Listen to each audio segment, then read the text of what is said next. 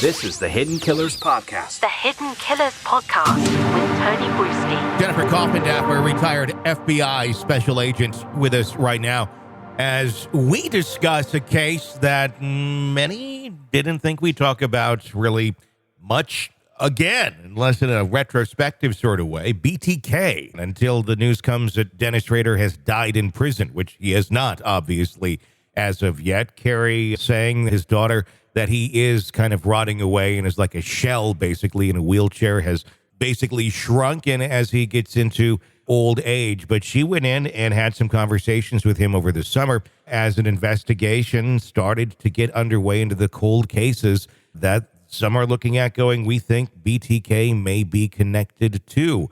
Going and digging up his yard and actually finding some things. We've heard rumors over the years of BTK, possible involvement in other cold cases. What makes this one so different? This one's so different because there's a lot of factors that are corroborating the fact that he possibly was involved in one murder out of Osage County in Oklahoma. And specifically, there was a journal entry discussing, to paraphrase, it was a bad laundry day, and this young woman disappeared out of laundry. Furthermore, there was information about more hidden treasures or trophies for BTK, Dennis Rader, and exactly where they were hidden. And it was under a slab, which would have been under a shed.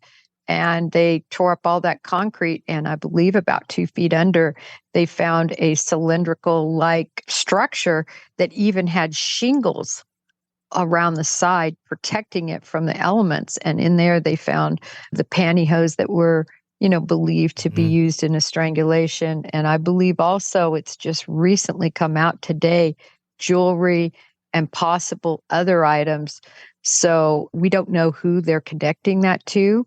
But it's very interesting that this is all coming at one time. It's as if, and it quite literally appears to be, they found one of, as BTK would put it, his hidey holes with stuff in, almost a time capsule of sorts.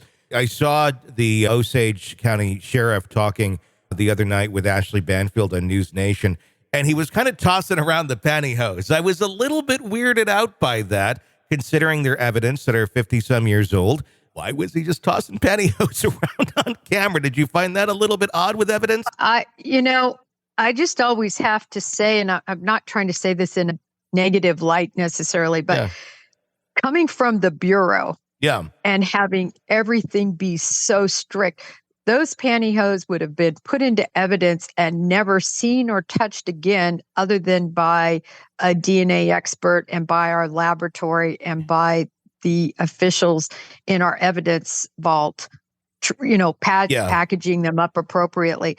It's the things that I see, and saw, I worked with the locals for years, 6 years on the gang unit and things like that. And, it's just, they have different protocols, they have different rules. And he's the man in charge, so he can do whatever he wants. But I didn't like that one bit. That shouldn't even be anywhere around his desk. It should be in a laboratory. Hopefully it's already been examined for possible DNA. Lasts a long time. Yeah. If there was a hair on there, if it was used as a ligature around a girl's neck, there could likely be a hair on there.